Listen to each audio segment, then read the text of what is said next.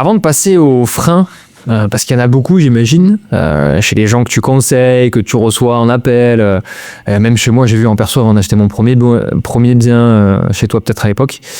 Beaucoup de freins, beaucoup de peur, on en parlera, mais j'ai une dernière question, c'est, on parlait donc j'ai 300 000 euros, je veux investir dans l'immobilier, qu'est-ce que je fais? Mais si ces 300 000 euros là, je veux les investir en bourse, en machin, est-ce que tu pourrais me donner quelques raisons, parce que j'imagine que tu en as, pour lesquelles il vaut mieux investir dans l'immobilier qu'en bourse, ou au moins des différences que les gens se rendent compte, tu vois? Alors, les 300 000 euros, déjà, tout le monde ne les a pas.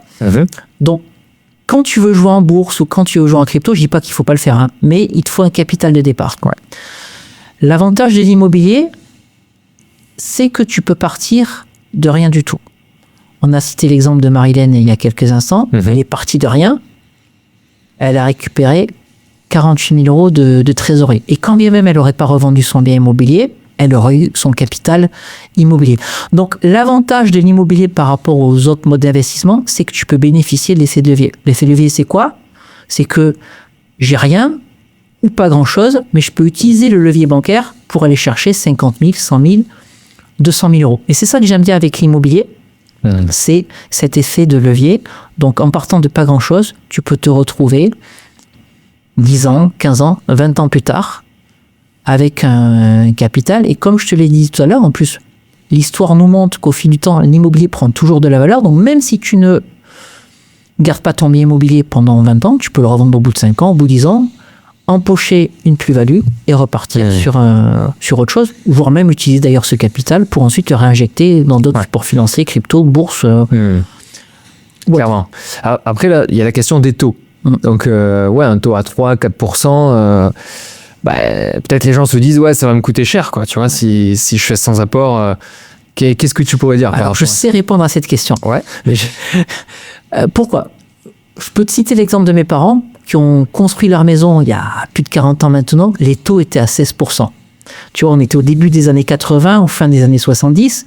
Bon, à l'époque... 16% à l'époque. 16%. Ça les a pas empêchés de construire la maison. Et à l'époque, il y avait quand même des investisseurs immobiliers. Alors certes, les prix de l'immobilier n'étaient pas les mêmes qu'aujourd'hui, mais avec des taux de 16%, il y avait quand même des gens qui investissaient dans l'immobilier. Moi, je pars du principe que le taux, c'est pas un problème. Alors certes, avec un taux plus élevé, le coût du crédit sera plus élevé. Mais comme je l'ai dit tout à l'heure, c'est pas toi qui rembourses le crédit immobilier, ce sont les locataires successifs que tu vas avoir durant les 5, 10, 15 ans, 20 ans que tu vas détenir ton bien immobilier. Et rappelons également ce qu'on a dit tout à l'heure, l'immobilier, c'est que des maths. Le loyer doit couvrir toutes tes charges. Donc, ne jamais faire d'offre d'achat si dans ton prévisionnel, le loyer ne couvre pas toutes les charges. Et donc, dans ton prévisionnel de rentabilité, que le taux soit à 1%, à 2%, à 3%, à 5%, à 10% ou à 16%, tu sais très bien si l'opération sera bonne ou pas. Donc, peu importe le taux, tu ne dois faire une offre d'achat que si ton loyer couvre toutes tes charges. Et j'ai même envie de te dire qu'aujourd'hui, tu vois, on tourne cette vidéo avec des taux de 3,5% sur 20 ans. Ne bataillez pas pour aller négocier un taux à 3,4% ou à 3,3%. La différence sur la mensualité de crédit entre 3,3 ou 3,4 ou 3,5%, elle va se jouer à 10, 15, 20 euros. Si l'investissement, il se joue à 10, 15 ou 20 euros, c'est qu'il n'est pas rentable. Donc, plutôt que de perdre 2 semaines, 3 semaines à négocier avec la banque 0,1 ou 0,2% sur le taux, acceptez la proposition de la banque. La banque, elle vous accorde le crédit immobilier. C'est un partenaire. Il faut bien voir la banque comme un partenaire. Donc, prenez le taux que vous propose la banque et utilisez plutôt ces 3 semaines pour chercher l'opération d'après. Clairement. Surtout qu'en France, on peut renégocier ces taux. Bien sûr. Si. Tu peux renégocier le taux. Donc, le jour où les taux baissent, tu fais racheter ton crédit immobilier soit par cette même banque, soit par une autre banque, mais au moins on avance. Et il y a beaucoup de personnes qui se disent « je vais attendre que les taux baissent » ou « je vais attendre que le prix de l'immobilier baisse ». Mais attendre, c'est perdre du temps. Parce que tu ne sais pas si les taux vont baisser dans 1 an, dans 2 ans ou jamais. Donc, le meilleur moment pour investir, ça a toujours été maintenant. Et attendre 2 ans, 3 ans ou 5 ans, c'est perdre 2 ans, 3 ans ou 5 ans par rapport à la personne qui va investir dès maintenant. C'est clair. Ce que me disait mon grand-père, je me souviens, le meilleur moment pour acheter sa résidence principale, c'est maintenant. Voilà. C'est vrai. Exactement. C'était du bon sens paysan parce qu'il était paysan comme les tiens. Exactement. Et le meilleur moment pour investir, ça a toujours été maintenant. Dans 10 ans, on dira c'est maintenant. Et il y a 10 ans, on disait c'est maintenant. Maintenant, ce qui m'intéresse, c'est de parler des freins. Des freins, des peurs des gens à investir dans l'immobilier. Quel est le plus gros frein, selon toi, à un particulier qui veut se lancer dans l'investissement immobilier? Alors, le plus gros frein, c'est la banque ne va pas me financer ou la banque ne me finance pas. Et ça, c'est un problème parce que ça empêche les gens d'investir, mais il faut dédramatiser tout ça. Je ne sais pas pourquoi. La banque fait peur aux gens. Alors que la banque, c'est un partenaire avec qui tu vas travailler dans la durée, qui va t'accompagner sur un projet, un deuxième, un troisième. Les gens ont peur d'aller voir le banquier parce que potentiellement, il peut refuser de les financer. Et pour moi, ça, c'est pas un problème. Comme je disais tout à l'heure, si le banquier refuse de financer, si le Crédit Agricole refuse de financer, c'est pas grave. On va voir la caisse d'épargne. Si elle refuse de financer, on va voir le crédit mutuel, etc., etc. Il faut voir le rendez-vous bancaire comme un entretien d'embauche. Quand tu passes un entretien d'embauche, ça le fait pas, la personne que tu as en face de toi ne veut pas te recruter, bah c'est pas grave. On fait un deuxième entretien dans une même société, etc., jusqu'à trouver un emploi. Par contre, voilà, toujours aller voir le banquier, encore une fois, de manière professionnelle, en ayant préparé le rendez-vous, en ayant réalisé un business plan. En tout cas, c'est comme ça que j'invite mes clients à se présenter en rendez-vous bancaire. Parce que le banquier, lui, il veut avoir des chiffres. Donc, présentez-lui le projet. Pourquoi c'est rentable? Parce que vous achetez en dessous du prix du marché, parce que vous avez dégagé un cash flow de X dizaines ou X centaines d'euros par mois, etc., etc. Moi, ce que j'aime bien aussi lui présenter au banquier, c'est ma stratégie d'investissement. Pourquoi j'investis en nom propre? Pourquoi j'investis à la société? Comment j'en trouve à l'immobilier? Il faut lui faciliter le travail et lui faire comprendre ce qu'on veut faire avec l'immobilier. Donc, il ne faut pas avoir peur du banquier. Comme j'ai dit tout à l'heure, ça ne sert à rien de négocier les taux pour gagner 0,1 ou 0,2, ça ne change à rien. Moi, le banquier, je préfère travailler avec lui dans une relation de confiance. C'est un commerçant, le banquier. Il ne gagne pas beaucoup d'argent sur le crédit immobilier. Donc, tu vois, systématiquement, en plus, je lui prends l'assurance de prêt que je pourrais prendre auprès d'une délégation d'assurance. Je lui prends aussi l'assurance logement. Et comme ça, on est partenaires. Tu vois, je ne me présente pas juste comme un voleur de crédit immobilier et après, je m'en vais, j'ai pris tout ce qu'il y avait à prendre. Non. C'est mon banquier, je vais le voir. Et je sais que j'aurai besoin de lui dans quelques semaines, dans quelques mois, parce que j'aurai un nouveau projet immobilier à financer. Donc, il ne faut pas avoir peur d'aller voir le banquier. Et ça sert à rien non plus d'aller le voir quand tant qu'on n'a pas de projet à financer. Il faut qu'on parle concret, il faut qu'on parle chiffres. Voilà. Ouais, c'était déjà arrivé ça dans l'accompagnement que tu proposes, d'avoir des clients qui te disent oh, allez, je vais aller voir le banquier pour sonder un peu sans avoir de projet concret. Oui, c'est une erreur qu'on voit souvent. Ça sert à rien parce que le banquier il va vous dire tiens Julien, je vous accorde un crédit de 150 000 ou 200 000 euros. Mais de quoi on parle? On parle de rien. Et c'est pas parce qu'il vous dit Julien, je vous accorde un crédit de 150 000 ou 200 000 euros que le jour où vous allez revenir avec un compromis de vente signé pour financer 200 000 euros, qui les accordera. Et là, je parle d'histoire vécue, aussi bien de mon côté que celui de ma compagne, que de personnes que j'ai pu accompagner. Combien de fois on a vu des banquiers dire « je vous finance » et puis se rétracter à la dernière minute. Donc, pour toutes ces raisons-là, faites votre recherche, trouvez un bien rentable, signez un compromis et uniquement à partir de ce moment-là, allez voir la banque pour le financer. Est-ce que tu vois un deuxième frein qui vient régulièrement aussi chez les gens que tu accompagnes ou quand tu discutes autour de toi? Alors, un deuxième frein, c'est l'immobilier c'est cher ou je ne sais pas où investir. Alors, c'est vrai que quand tu habites dans une grande ville, Paris, Lille, Bordeaux, Toulouse, Lyon, l'immobilier est cher, mais si tu veux, la France, elle se résume pas à ces quelques grosses villes. Je m'étais amusé à regarder le site de l'INSEE et les agglomérations ou les communes de plus de 200 000 habitants, ça représente uniquement 2,5% de la population française. Donc, autant te dire qu'il y a énormément de villes, 97,5%, donc 97,5% des villes ou de la population française qui ne vivent pas dans ces agglomérations. Donc, la quasi-totalité du territoire est intéressant pour l'investissement immobilier. Donc, comme on l'a dit tout à l'heure, des villes à moins de 2 000 € le mètre carré, si tu veux être certain de réaliser un investissement immobilier rentable, il y en a à l'appel. Bon, par contre, il faut savoir comment les trouver, faire l'étude de marché correcte, mais voilà. Où que vous habitiez en France, il est possible d'investir facilement dans l'immobilier rentable, j'insiste, sans avoir besoin d'aller à 200, 300, 400 ou 500 km de chez vous. Oui, c'est le fait que tu peux faire aussi de la courte durée dans des petites villes. Mais ça, tu en as parlé un peu. La courte durée, tu peux en faire quasiment partout en France. Alors, il faut quand même bien faire l'étude de marché. Et tu vois, l'objection que j'ai eue il y a quelques jours de ça, de la part d'un client qui était persuadé que la location courte durée ne fonctionnait qu'en centre-ville. Posez-vous cette question. Est-ce que les hôtels se trouvent uniquement en centre-ville? Est-ce que les hôtels se trouvent uniquement à Paris, Lyon et Toulouse? Et il n'y a pas d'hôtels ailleurs en France? Non. Des hôtels, il y en a partout en France. Il n'y en a pas forcément qu'au centre-ville. Tu vois, on est ici à Toulouse. On a des hôtels à Blagnac, on a des hôtels à Cornebarieux.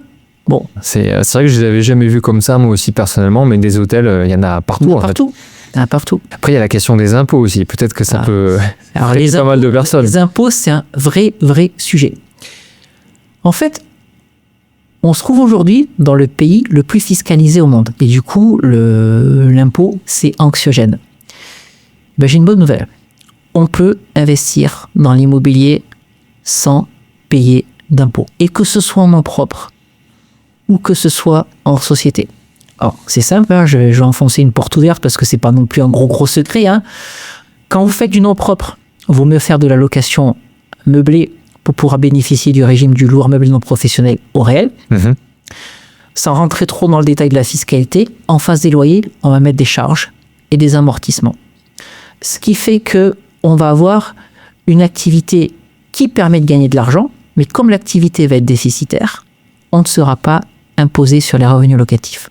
Et ce mécanisme du réel, c'est exactement la même chose quand on investit en SCI à l'IS, donc soumise à l'impôt sur les sociétés, ou en société commerciale comme la SAS ou la SARL, mais encore une fois, c'est beaucoup plus anecdotique. Et donc, c'est pour ça que l'immobilier reste un moyen de s'enrichir, tu vois, comme on l'a évoqué tout à l'heure, non seulement avec de l'argent qui t'appartient quasiment pas grâce à des fiers de levier bancaire, mais en plus l'argent que tu gagnes ne va pas être imposé grâce au mécanisme des charges et des amortissements. Tu parlais tout à l'heure de l'exemple de Marilène, la fameuse. Est-ce qu'elle a payé des impôts, elle? Non, Marilène n'a pas payé d'impôts, ni sur les revenus locatifs qu'elle a encaissés pendant 1 an et demi où elle exploitait son bien immobilier, et non plus à la revente, puisqu'elle n'avait pas été propriétaire de sa résidence principale au cours des 4 dernières années. Donc il y a des niches fiscales possibles en France. Mais moi, je te rejoins personnellement parce que je trouve que, en fait, on est le pays le plus imposé au monde et en effet, ça nous tend. C'est le sujet dont tout le monde parle. On a l'impression qu'on se fait voler tous les jours. Mais il y a des possibilités, quoi. Il faut se renseigner. Et pour l'investissement immobilier, pour le coup, on est quand même extrêmement bien loti, parce qu'on est quand même un des rares pays, peut-être même le seul, ça je sais, je m'avancerai pas jusque-là, mais où tu peux investir sans mettre beaucoup d'apport, voire mettre pas d'apport du tout. Alors toi, tu sauras peut-être mieux que moi, puisque tu as déjà investi à l'étranger, tu as dû mettre un peu d'apport. Beaucoup plus que ce qui est possible en France, c'est clair. Alors peut-être parce que je suis non-résident dans ces pays-là aussi, mais néanmoins, en discutant avec les gens qui investissent dans d'autres pays... Tu vois, moi je m'étais intéressé à l'achat immobilier au Portugal et aux États-Unis, mais il y avait un ticket d'entrée de 30% d'apport pour investir là-bas. Alors que chez nous, non, t'as pas besoin d'autant, quoi. Et tu peux démarrer sans apport. Tu vois, aujourd'hui, franchement, pour des projets immobiliers en dessous de 100 000 €, tu peux investir sans apport. Au-delà de 100 000 €, Je considère qu'il faut mettre de l'apport pour couvrir les faux frais, les frais notaires, les frais de garantie bancaire, etc. Mais jusqu'à 100 000 euros, tu peux investir sans apport. J'ai encore des clients qui l'ont fait, tu vois, au cours des derniers mois. Ils ont fait quoi, par exemple? C'était quoi leur projet d'investissement? Ils ont acheté des petites surfaces, forcément. En dessous de 100 000 euros, ça va être du studio ou du T2. Alors, pour faire de la location meublée, classique, longue durée à l'année, ou de la location à courte durée. Ok. Ouais. Tu vois, toujours dans une logique de location meublée, parce que fiscalement, c'est beaucoup plus intéressant. Ouais. Par exemple, au Maroc, c'est 50% d'apport. Voilà. Moi, j'étais logé à cette enseigne-là. Ouais. Bah, tu vois. Sans crédit bancaire. Ouais. Alors, ça permet de se diversifier, c'est vrai. Mais c'est pas à la portée de n'importe qui. Ouais, c'est clair. Et tu bénéficies pas de ce levier-là qui est. Ouais. Mais c'est très franco-français, quoi. Donc, c'est bien de souligner. Ouais. Carrément. Après, t'as des gens aussi qui se disent bon, j'ai des enfants, j'ai un boulot prenant, j'ai pas forcément le temps d'aller sur le bon coin, de visiter des appartements, de gérer la conciergerie. Quand on a un objectif, si on veut acheter de l'immobilier, à un moment, il va falloir y consacrer du temps. Sinon, ça va pas fonctionner. Il y a beaucoup de personnes qui veulent acheter de l'immobilier pour se constituer complément de revenus. Je te parle même pas de quitter leur emploi, juste pour se constituer un patrimoine, parce que c'est quelque chose qui leur tient à cœur, mais qui disent, comme tu l'as précisé, j'ai un travail prenant, j'ai des enfants, et c'est là qu'il faut savoir mettre les priorités, parce que si votre objectif, c'est de réaliser un ou plusieurs investissements immobiliers, le midi, plutôt que de faire la pause avec vos collègues, en tout cas moi c'est comme ça que je faisais quand j'étais salarié et ma compagne aussi, on allait faire des visites de biens immobiliers. Et le soir, à 18h, faites la visite aussi de biens immobiliers. Je dis pas de plus aller au travail, attention, mais voilà, la journée finit à 18h, mettez la priorité sur votre projet immobilier plutôt que de mettre la priorité sur quelque chose qui ne vous rapportera rien. Et tu vois, même ce que je conseille aux gens, c'est de prendre des journées off, donc de repos, et d'enchaîner 10 visites dans la même journée pour optimiser le temps de visite et le temps de recherche. C'est ce que tu fais, toi? C'est ce que je fais. Voilà, quand je suis en mode recherche active, je pose une journée de congé et je la consacre à faire des visites. Mais il va falloir à un moment mettre la priorité sur votre objectif. Sinon, personne ne vous amènera le bien sur le plateau. Alors, si, il y a d'autres méthodes qui existent, celle de passer par du clé en main, mais auquel cas, ça coûtera beaucoup plus cher. C'est une solution, mais ça coûtera beaucoup plus cher. Donc, soit il va falloir y consacrer du temps, soit il va falloir y consacrer de l'argent. C'est clair, il n'y a pas de magie. Après, tu as une solution intermédiaire, j'imagine, donc sans faire 100% clé en main ou sans faire tout soi-même, tu peux déléguer certaines parties, parce que j'ai l'impression que souvent les gens, ils ont peur que les travaux leur prennent du temps, que la gestion de locataire leur prenne du temps. Après, il faut savoir déléguer aussi certaines tâches dans lesquelles on est moins à l'aise. Alors, je suis complètement d'accord avec toi. Je peux te dire qu'au bout de 14 ans d'immobilier, je ne sais toujours pas faire de travaux et je n'ai pas envie d'apprendre. C'est pas mon sujet. Je dis toujours que l'investisseur immobilier, il est entrepreneur. Donc, il peut pas travailler seul. C'est un travail d'équipe. Tu vois, moi, je suis toujours accompagné d'un notaire, toujours le même notaire. Le banquier, je change, mais j'essaie d'être fidèle à la même banque jusqu'à parce qu'elles ne veulent plus me financer, parce que trop d'endettement. J'essaye de travailler toujours avec les mêmes artisans, la même décoratrice intérieure, le même expert comptable, etc. L'investissement immobilier, c'est un travail d'équipe. Et nous, notre job en tant qu'investisseur immobilier, c'est quoi? C'est de rechercher des biens immobiliers, parce que personne ne va les chercher à notre place, et de les faire financer. Après, toute la partie aval du projet immobilier, les travaux, la décoration, l'ameublement, voire même la gestion, tout ça on peut déléguer. Et j'en reviens à mon histoire de chef d'entreprise. L'investisseur immobilier, il est chef d'entreprise. Donc il doit se focaliser sur la partie haute du projet, sur la valeur ajoutée. Donc en fait, son job à l'investisseur, c'est de chercher les biens, de chercher le financement et de déléguer tout le reste. Ce qui te permet, quand tu es dans cette logique-là, une fois que tu as trouvé les biens, que tu l'as fait financer, plutôt que d'attendre la mise en exploitation, de réitérer un deuxième cycle beaucoup plus tôt. C'est-à-dire qu'une fois que tu as trouvé le financement, bon, bah, tu n'as quasiment plus rien à faire. Donc là, tu peux repartir à la chasse pour enchaîner les opérations. Très clair. Et après, je me pose la question, tu vois, chez les profils que tu accompagnes, est-ce que tu en as certains qui sont plus enclins à faire leurs travaux eux-mêmes? Parce que toi, clairement, j'ai l'impression que ce qui t'a amené l'immobilier, c'est cette volonté d'investissement, de rentabilité. Et ensuite, t'as vu qu'il fallait faire des travaux, t'as vu qu'il fallait s'occuper de la gestion locative, donc t'as délégué. Mais peut-être qu'il y a certains profils qui sont attirés vers l'investissement immobilier parce qu'ils aiment faire les travaux au départ. Ou parce qu'ils avaient une conciergerie à la base et que ça leur a donné envie, tu vois. Est-ce que ça t'arrive, ça, ou... Rarement. Et c'est un mauvais calcul. C'est un mauvais calcul, je vais te donner une anecdote. Le premier achat immobilier que j'ai fait, j'ai voulu faire les travaux moi-même, avec mon père. Ça nous a pris 3 mois. Alors 3 mois parce qu'on n'y passait que les week-ends. Et j'aime tellement les travaux et les bricolages que le vendredi soir, j'attendais qu'une chose, c'était le lundi matin pour repartir au boulot parce que je savais que j'allais avoir un samedi et un dimanche de travaux. Donc ça nous a pris 3 mois pour rénover l'appartement. Quand la locataire est partie, que j'avais compris qu'on pouvait faire de la location courte durée pour booster les revenus locatifs, là je me suis dit je vais faire appel à des artisans et une décoratrice intérieure. Les travaux ont duré 1 mois, c'était plus joli, c'était mieux fini et j'avais un plus gros loyer à la fin. Moralité, surtout si vous êtes quelqu'un comme moi qui déteste faire les travaux et qui est nul en bricolage, déléguez les travaux. Pour plusieurs raisons. Ça va aller plus vite, ce sera mieux fait, et d'un point de vue fiscal, ça va être beaucoup plus intéressant parce que les travaux, on va pouvoir les passer en charge dans la comptabilité.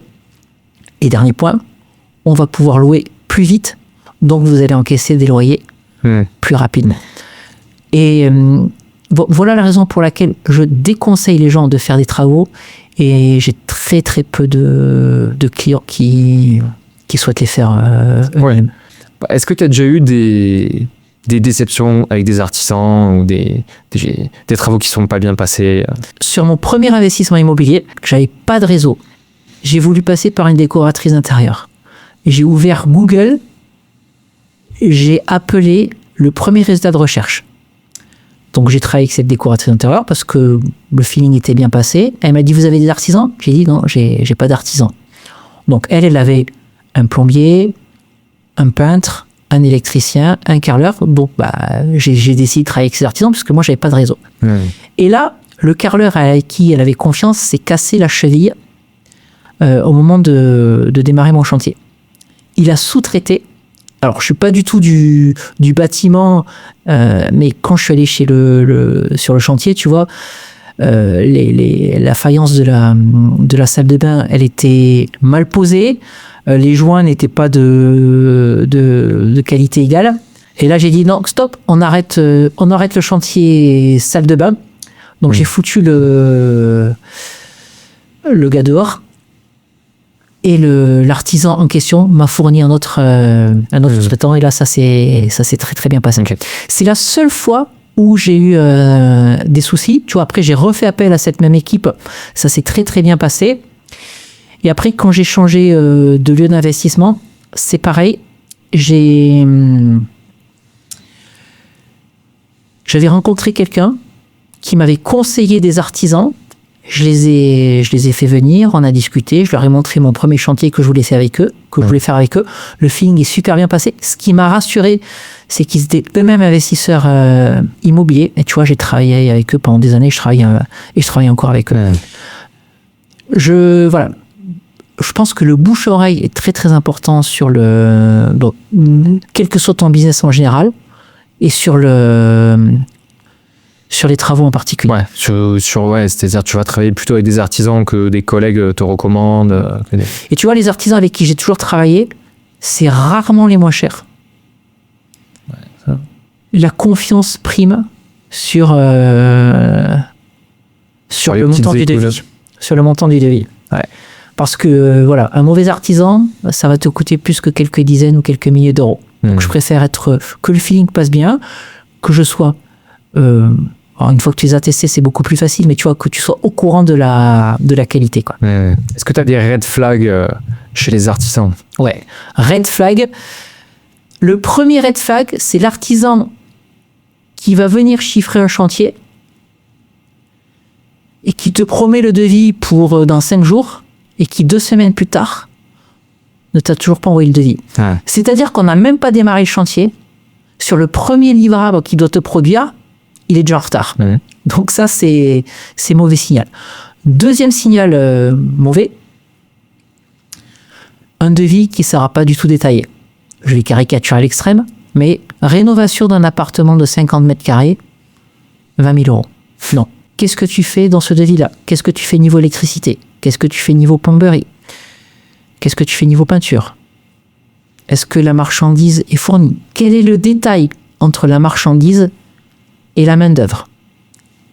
Parce qu'il faut savoir que tu peux très bien aller chercher toi-même ta marchandise chez Leroy Merlin, chez Castorama, chez Brico Dépôt et faire uniquement appel aux artisans juste pour la main-d'œuvre. Moi, c'est ce que je fais. Ça permet de faire des économies. D'autant plus que l'artisan, lui, va marger sur la marchandise qu'il va te mettre sur le chantier. Et tu vois, je m'en étais rendu compte sur la première fois que j'ai réalisé un investissement immobilier. Les artisans, je leur avais fait confiance sur les conseils de ma décoratrice intérieure, tu vois, à l'époque, pour la marchandise. Mais ils payaient une colonne de douche 400 €, alors que ça vaut 150 € chez Leroy Merlin. J'avais payé mon carrelage 50 € le mètre carré, alors que moi, quand je vais chez Leroy Merlin, je le paye 20 ou 25 € le mètre carré. Mais bon, voilà, c'est comme ça que j'ai appris au début. Donc, red flag, le devis qui n'est pas livré en temps, le devis qui n'est pas détaillé, et celui qui ne va pas distinguer la main-d'œuvre de la marchandise. Après, bon, moi, ça ne m'arrive pas parce que je travaille maintenant avec les mêmes entreprises, mais une entreprise qui se serait créée, tu vois, il y a 6 mois, ou il y a 1 an, où il n'y a pas encore un premier bilan à son actif, ça ne veut pas dire qu'elle est mauvaise. Ça veut dire que potentiellement tu cours un risque. C'est clair. Tu regardes ça, la je regarde toujours. Tu regardes sur Google là. Je regarde sur Paper, sur société.com. Quand j'accompagne mes clients, on regarde le capital social, la date de création de la société, s'il y a des qualifications particulières, etc.